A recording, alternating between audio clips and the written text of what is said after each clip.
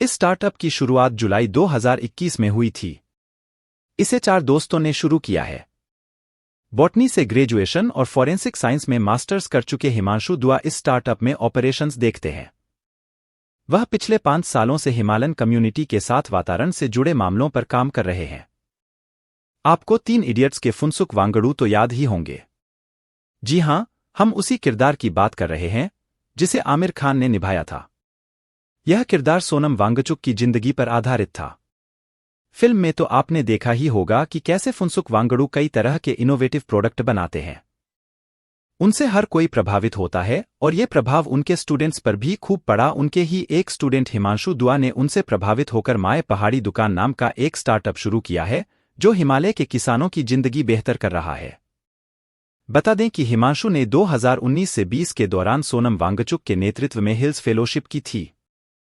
1 लाख रुपए से शुरू किया था बिजनेस। इस स्टार्टअप की शुरुआत जुलाई 2021 में हुई थी। इसे 4 दोस्तों ने शुरू किया है। बॉटनी से ग्रेजुएशन और फॉरेंसिक साइंस में मास्टर्स कर चुके हिमांशु दुआ इस स्टार्टअप में ऑपरेशंस देखते हैं। वह पिछले 5 सालों से हिमालयन कम्युनिटी के साथ वातावरण से जुड़े मामलों पर काम कर रहे हैं। मैकेनिकल इंजीनियरिंग कर चुके रोहन सहगल मार्केटिंग संभालते हैं। CF finance Shubham Tandon company के फाइनेंस मैनेज करते हैं। वहीं पेशे से सॉफ्टवेयर इंजीनियर और पैशन से माउंटेनियर मोहम्मद अनस जुबैर कंपनी का टेक देखते हैं। इस कंपनी की शुरुआत चारों दोस्तों ने मिलकर 25 से 25,000 रुपये डालकर यानी कुल 1 लाख रुपए से की थी।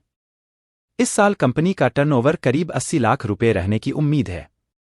कैसे आया ये स्टार्टअप आइडिया?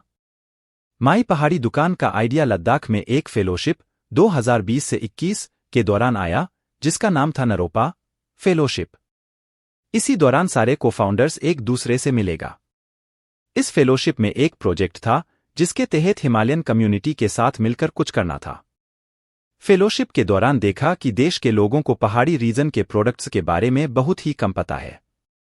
वहीं जिन्हें पता है वह ये नहीं जानते हैं कि मंगाएं कैसे। इतना ही नहीं, अगर किसी तरह प्रोडक्ट मंगवा भी लिए तो ये नहीं पता होता कि उस प्रोडक्ट की क्वालिटी कैसी होगी।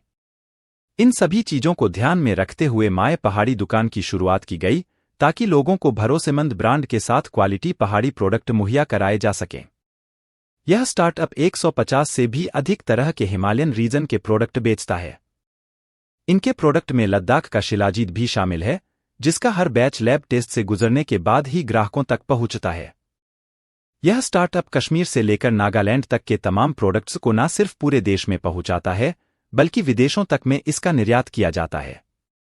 करीब 25 देशों में इस स्टार्टअप ने हिमालय के प्रोडक्ट पहुंचाए हैं। भूटान के साथ इस स्टार्टअप ने पार्टनरशिप की है, जिसके चलते भारत में भूटान के प्रोडक्ट बेचने के लिए माए पहाड़ी दुकान ऑफिशियल चैनल पार्टनर है।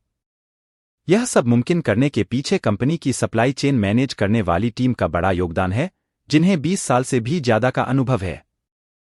3000 से भी ज्यादा किसान जुड़े हैं। इस स्टार्टअप से कोऑपरेटिव और सेल्फ हेल्प ग्रुप्स के जरिए हिमालय के 3000 से भी ज्यादा किसान जुड़े हुए हैं।